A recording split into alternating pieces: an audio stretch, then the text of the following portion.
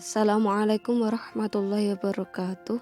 Perkenalkan, saya Rizka Citra Mulia, NIM 015 kelas 5A, Prodi Psikologi, Fakultas Psikologi dan Kesehatan, Universitas Islam Negeri Wali Songo, Semarang.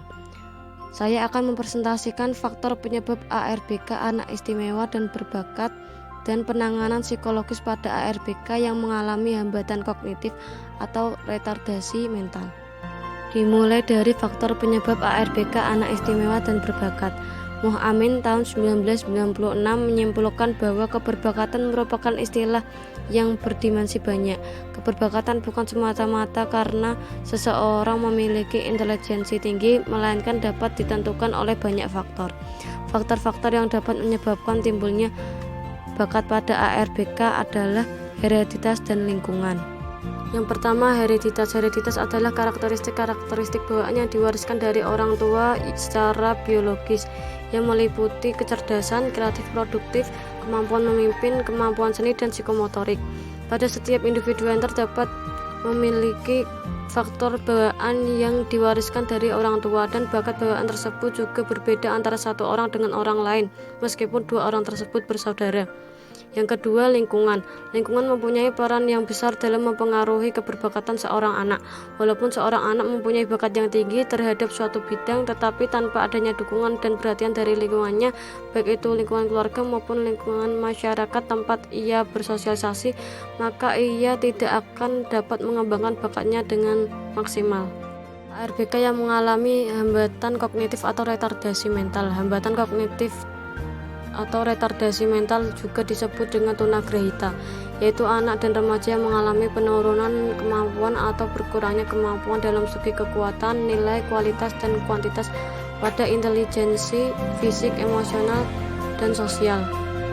ARBK yang mengalami tunagrahita mempunyai kelainan mental atau tingkah laku akibat kecerdasan yang terganggu. Tunagrahita dapat berupa cacat ganda, yaitu cacat mental yang disertai dengan cacat fisik. Tetapi tidak semua anak dan remaja tunagrahita mengalami cacat fisik. Tunagrahitaan pada anak dan remaja mengacu pada fungsi intelektual umum yang secara nyata berada di bawah rata-rata. IQ yang dimiliki hanya mencapai 70, bersamaan dengan kekurangan dalam tingkah laku penyesuaian diri, perilaku adaptif. Kurang memiliki kesanggupan dalam melakukan pekerjaan yang sesuai usianya. Yang kedua, hal tersebut berlangsung pada masa perkembangannya sejak konsepsi hingga usia 18 tahun. Menurut Dipek tahun 1995, secara umum terdapat klasifikasi karakteristik tunagrahita yang terbagi menjadi 7, yaitu sebagai berikut. Intelektual. Tingkat kecerdasan anak dan remaja tunagrahita selalu di bawah rata-rata dan perkembangan kecerdasannya sangat terbatas.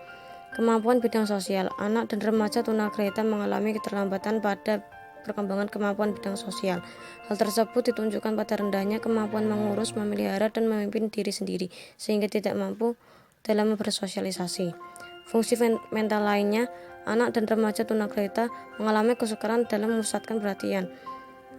Jangkauan perhatiannya sangat sempit dan cepat beralih, sehingga kesulitan dalam menghadapi tugas. Dorongan dan emosi. Perkembangan dorongan dan emosi pada anak dan remaja tunagrahita berbeda sesuai dengan ketunagrahitaannya masing-masing. Tingkat dorongan yang dimiliki untuk mempertahankan dirinya lemah. Tingkat kemampuan emosionalnya yang dimiliki juga lemah. Dorongan biologisnya dapat berkembang, tetapi penghayatannya terbatas pada senang, takut, marah, dan benci. Kemampuan dalam bahasa. Kemampuan dalam bahasa pada anak dan remaja tunagrahita sangat terbatas, terutama pada perbendaharaan kumpulan kata abstrak. Anak dan remaja tunagrahita juga dapat mengalami gangguan bicara yang disebabkan oleh cacat artikulasi dan masalah dalam pembentukan bunyi di pita suara dan rongga mulut. Kemampuan dalam bidang akademis. Kemampuan dalam bidang akademis pada anak dan remaja tunagrahita rendah. Mereka kesulitan dalam membaca dan menghitung yang problematis. Kepribadian dan kemampuan organisasi. Dari berbagai penelitian oleh Lehigh, Ballard, dan Ziegler dalam Hallahan and Kaufman tahun 1998 disebutkan bahwa terkait kepribadian anak dan remaja tunagrahita umumnya tidak memiliki kepercayaan diri, tidak mampu mengontrol dan mengarahkan dirinya, sehingga lebih banyak tergantung pada pihak luar, external locus of control. Penanganan psikologis pada ARBK yang mengalami hambatan kognitif atau retardasi mental. Terdapat beberapa kegiatan bagi anak dan remaja tunagrahita di Pusat Rehabilitasi Pengembangan Psikologis Anak Tunagrahita, yaitu antara lain sebagai berikut. Kegiatan konsultasi. Kegiatan konsultasi merupakan tahap awal yang dilakukan untuk mengetahui tingkat ketunaan pada anak dan remaja yang mengalami tunagrahita.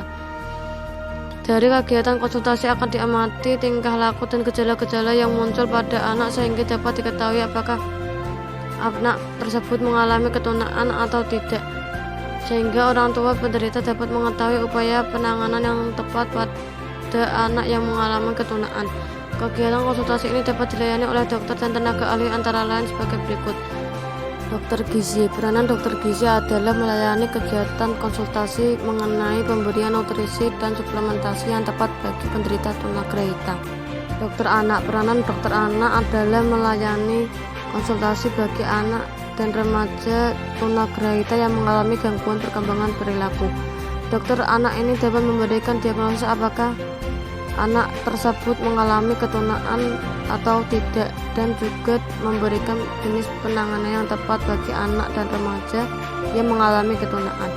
Dokter THT. Peranan dokter THT adalah melayani konsultasi bagi penderita tunagrahita yang mengalami gangguan-gangguan pada inderanya. Psikolog. Peranan psikolog adalah melayani konsultasi mengenai perilaku yang menyimpang pada anak dan remaja tunagrahita dan mendalami karakter mereka, serta memberikan konsultasi kepada orang tua penderita tunagrahita. Kegiatan terapi. Terapi khusus bagi penderita tunagrahita sebagai bentuk usaha penanganan gangguan perkembangan yang dialami. Kegiatan terapi ini diberikan untuk mengurangi kelainan perilaku yang mereka alami. Tujuan dari terapi ini bukan untuk mengubah penderita tunagrahita menjadi normal, melainkan melatih mereka untuk dapat hidup secara mandiri dan dapat menyesuaikan diri dengan lingkungan masyarakat. Terapi khusus bagi anak dan remaja tunagrahita yaitu sebagai berikut. Okupasional terapi. Terapi gerak. Terapi ini diberikan untuk melatih gerak fungsional anggota tubuh, gerak kasar dan gerak halus pada anak dan remaja tunagrahita. Play terapi. Terapi bermain. Terapi ini diberikan pada anak dan remaja tunagrahita dengan cara bermain, tetapi di dalamnya terkandung suatu pembelajaran. Activity daily living. Kemampuan merawat diri. Terapi ini diberikan untuk memandirikan anak dan remaja tunagrahita.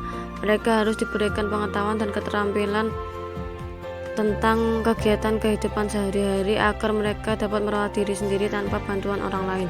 Life skill.